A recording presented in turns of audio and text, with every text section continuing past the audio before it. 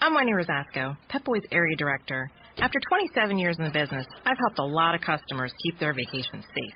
And if you need new tires, Pep Boys has the best selection at the lowest prices guaranteed. Right now, buy 3 select Affinity, Hankook, or Cooper tires and get the 4th free instantly. So stop by Pep Boys and our certified techs will check your fluids, brakes, and alignment at no charge. I'm Wendy Rosasco, and you have my word. Offer with installation through May 27th. Free services for rewards members. See restrictions at petboys.com. Blog Talk Radio.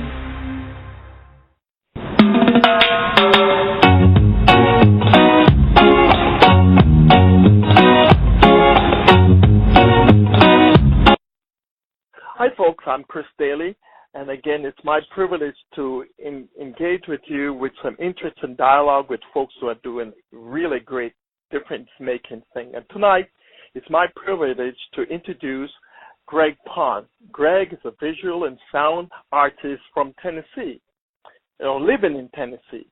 He's a founding member of the Fugitive Project and has worked as a freelance curator and juror for various institutions in the United States and abroad.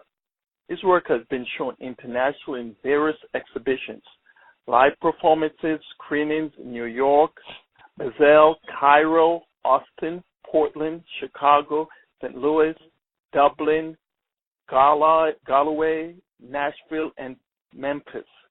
He's an assistant professor of art at the University of the South. He is a very interested documentary, Born in Trenchtown. And he'll be interviewed by my co-host, Janice Maxwell. Janice, take it away.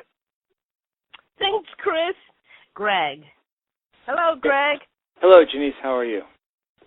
I'm doing. So tell us a little bit about yourself. Well, I grew up on the West Coast. In Portland, Oregon, Pacific Northwest. I spent a little time while I was developing my career as an artist, working as a forest firefighter, a truck driver, giving me different opportunities to sort of explore landscape and the built environment and how these systems kind of impact culture. We're a very boots on the ground sort of set of circumstances, and that's really informed a lot of what I do in my work. And most of my work, as Chris mentioned, is as a visual artist and sound artist, working mostly in galleries and museums, in public spaces. And nice. And for 6 years, though, I've been working on this film. Okay, so how did you come to engage Jamaica as a topic of interest? Well, I came to this largely, documentaries are largely come about through tremendous amounts of research and deep insights into whatever subject they are. And that was initiated many, many years before I came into this by a couple of people, some in Jamaica, some here in Tennessee. A friend and colleague of mine, Dixon Myers, has been working in Trenchtown for 22 years, I believe now, and he's been working with Sister Grace Yap, who's the head of Immaculate Conception Convent there in Kingston, as well as Chris Stone, who's a Jamaican architect who did a tremendous amount of research into the history of Trenchtown and its architecture. And it's through the work of those people, and all of which preceded my entry into Jamaica at all, that drew me there. So Dixon brought me there for the first time. I see. So what are the elements that caused you to journey to Tennessee? Oh, from Tennessee? Well, I came out here for, in many cases, very practical reasons, education, employment, sort of thing. But also, my family's from the Southeast, even though I grew up in the Pacific Northwest.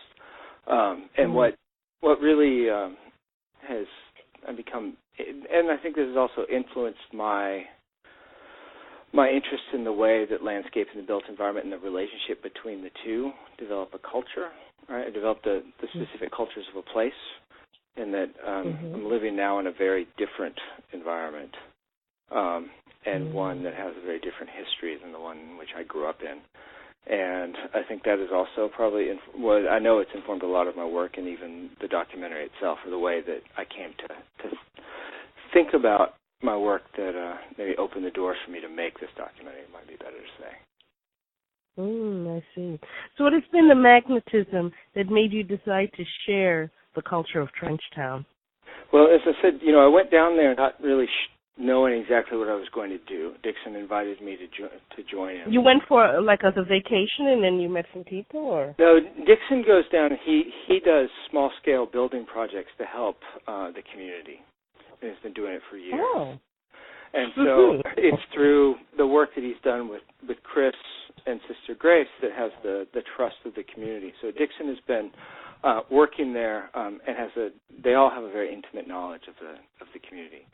So when I went down there, being both a sculptor and a filmmaker, a videographer, I thought I knew that there was something to record, that there was access to the community that others might not have. But I didn't know quite what would come of it. I brought some cameras, but without any intention of making a documentary at the outset. Once I got down there, I realized just how important what we were recording was in relationship to not only this very famous small area that's had such a huge impact on the country, but really for the country itself, I think. And also the people themselves, the people that I got to know there, and spending more and more time with them and getting to know them. And I didn't get the sense from when I turned the cameras on that they had much of an opportunity to really speak for themselves.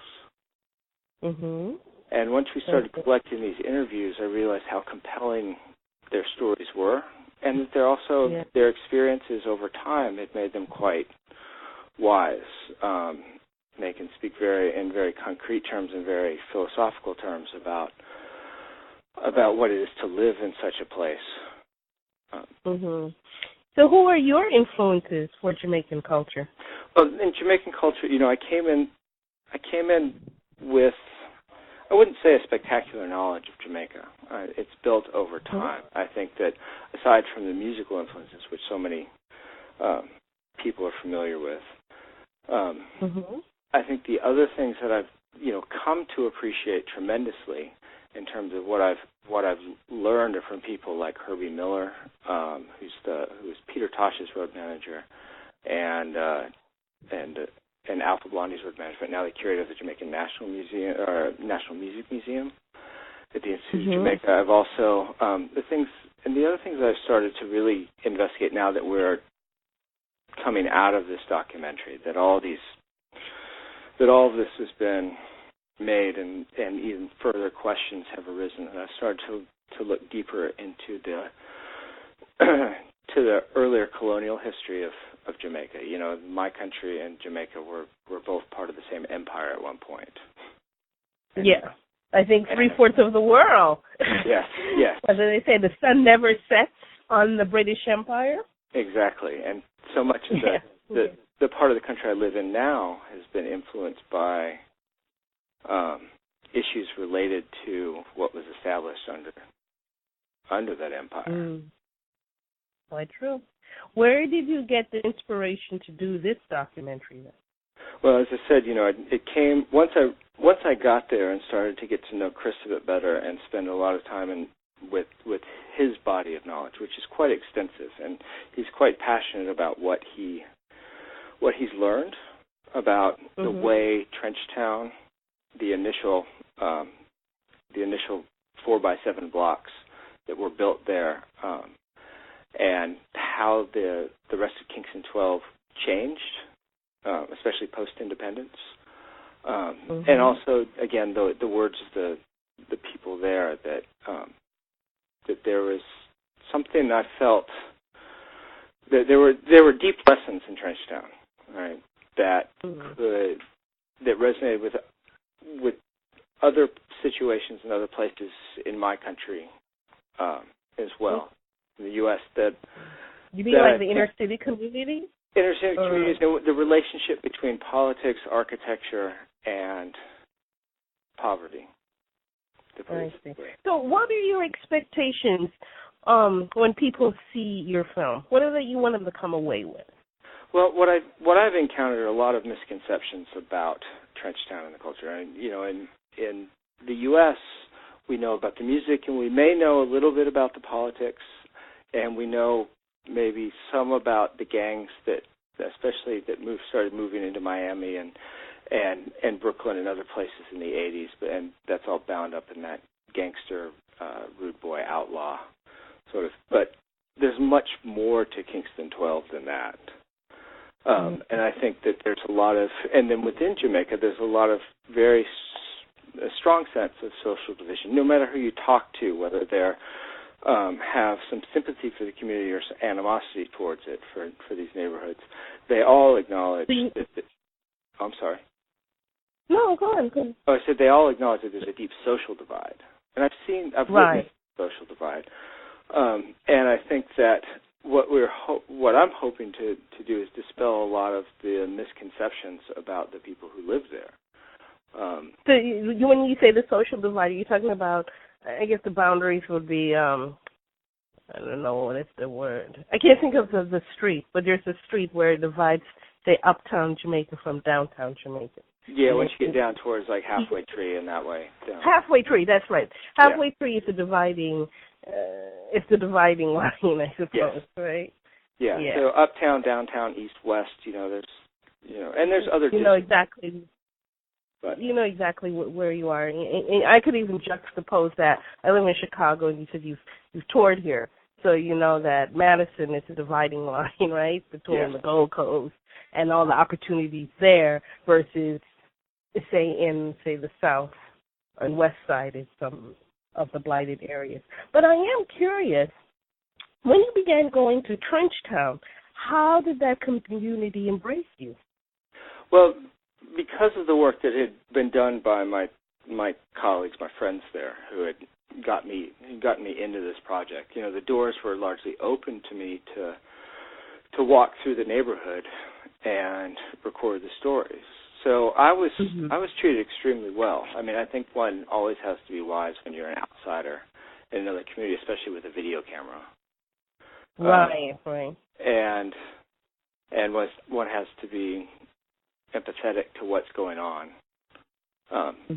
But I never had any serious problems recording or working in Trenchtown whatsoever. We were received quite well. There were some people who would want us there and some people who would not, but they would actually talk amongst themselves, even in front of me, about my presence and what we were doing. And it was even sparking. Did you understand them? Well, the first year, not so much.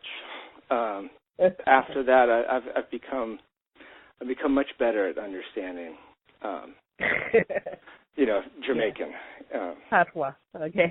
Yeah. Why do you think Trenchtown is so popular, despite it being an inner city community? Because there are other inner city communities in Jamaica, right? But you don't hear. I'll say a non-Jamaican would probably know about Trenchtown. So why do you think it's so popular? Yeah, well, I mean, we all know Bob Marley and many of the other artists that came out of there, and that was the, Bob Marley was the first third world, or you could arguably third world international rock star, right? And his influence is not to be understated. What we were interested in this is what created the circumstances for him to do what he did, and so many others too. He's not the only one. Right. And part of it is the way that the neighborhoods were built. That it was really it was a collaborative effort between Bustamante and Manley before emancipation. And the design of those yards was highly formalized. It had deep historical roots. That was built with the best intentions, from what I can tell, in terms of providing a strong community for people who were not wealthy to be part of the city.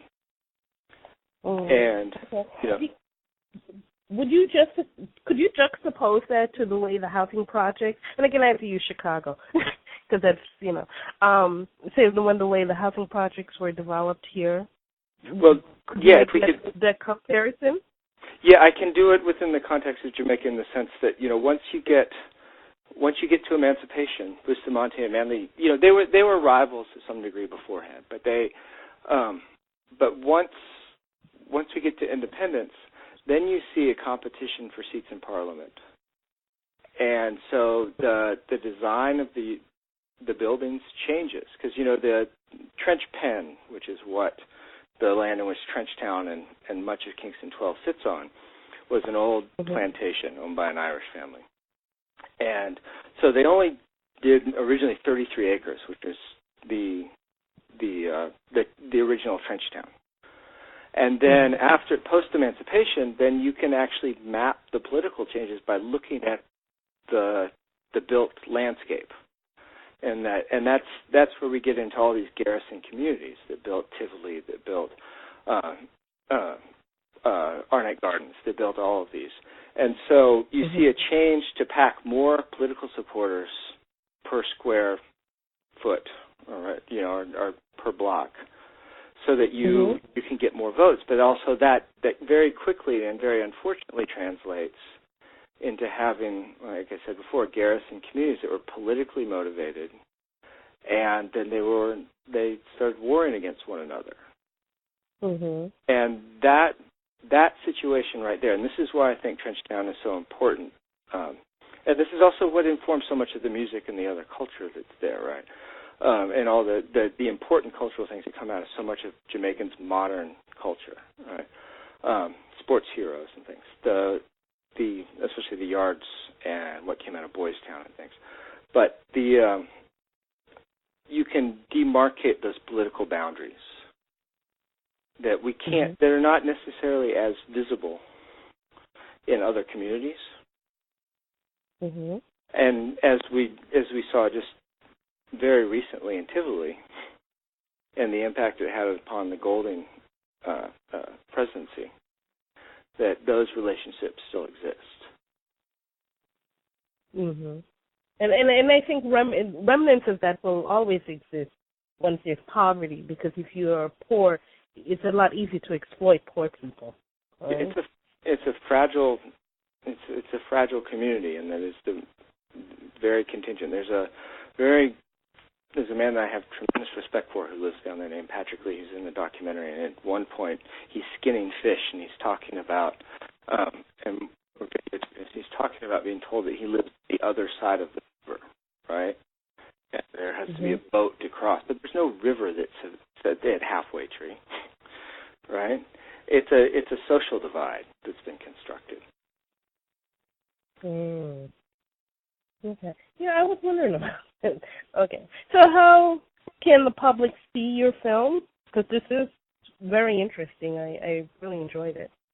Well, what we're working on now is we just kind of come through a year of festivals and I raised some of the funds. This has been a very ad hoc and sort of low budget endeavor in many ways, and so I ran a fundraiser through an organization called USA Projects, and our donors are just receiving their DVDs now, and the next step is to start working through iTunes, Amazon, some of the larger outlets to see about different versions of distribution. I've been getting a lot of requests. The next screening that I have scheduled is in Frankfurt for a Jamaican community in January. I don't have the exact date yet, but our website, bornintrenchtown.com, will have posts on that. And what I need to set up now will be a point of contact and for an email list to notify people about the distribution. Our goal here, and this is also taken a little bit more time, is that we're trying to send any proceeds that we can get out of this back to the community. Right. So I'm trying to find the most efficient way and productive way to make sure that happens, and that's taken me a bit more time. I'm a visual artist. I come from the gallery world, the film world. The film industry operates by some different rules. and different ways of operation. And it's been a little bit of an education for me to, frankly, just to get plugged in and to get things moving in that direction. But I've had some great help and some great assistance, and we should have it out there soon. I'd love to be able to release it for free, but unfortunately, I need to give what I can back to the community. So, do you have any future plans for further documentaries? Well, I don't consider myself a documentarian, but I think what we have right now is about 60 hours of footage that was edited down to about an hour and a half. And I'm looking at ways in which we can take the extensive research of Chris Stone, the architect, in Jamaica, all of his documents, and maybe create some sort of online archive of all the extended interviews and information and other documents, and hopefully maybe create a sort of database that could be contributed to, because I think one thing that we were able to tell a story largely focused on what happened in the late 60s and 70s around the architecture and the politics, which is kind of a dark time, and there's so many other good things that came out of that community too. And so many other stories that need to be told that could be added to this, And so I'm in the next few months I'm going to be looking at some ways in which we can start to possibly build this. It could be it goes into the archive of the Institute of Jamaica. It could be that it comes out in another form. I don't know yet.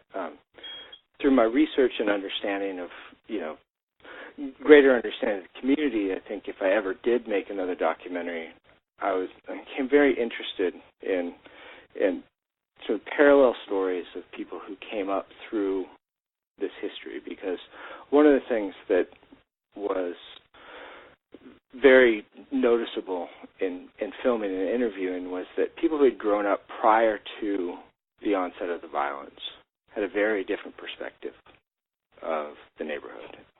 And the younger generations, their attitudes are quite different and not nearly as hopeful or as optimistic and not as rooted to the community. If we look at people that came up to them, there's a couple of people that I think sort of run parallel tracks in very interesting ways. One would be Claude Massett, who was the leader of the Shower Posse out of Tivoli, and then Keith Gardner, the police officer known as Trinity during those days, who was Siaga's bodyguard, and they both grew up in those neighborhoods, just maybe a mile or so from each other, and to look at the course of their lives, because both were very much involved with the violent nature of the circumstances of the times. One on the side of the police, one on the side of the outlaws, although Massett was also very much aligned with Siaga as well. But their parallel lives, I think, would make for a very compelling insight into more than just the two men. Yeah. Well, you have a lot of body of work there, and we really appreciate you investing in the community. So to learn more about Chris Daly, visit Let's Get Mobile and Social. To learn more about Jamaican Diaspora, visit Jamaican Diaspora. To learn more about Greg Pond, it's gregpond.net. And what was the name of the website? BornInFrenchtown.com? Yes, BornInFrenchtown.com. Oh, okay. Well, Greg, we really appreciate you spending some time with us. Bye now. Yes, thank you very much. It's been a pleasure. Okay.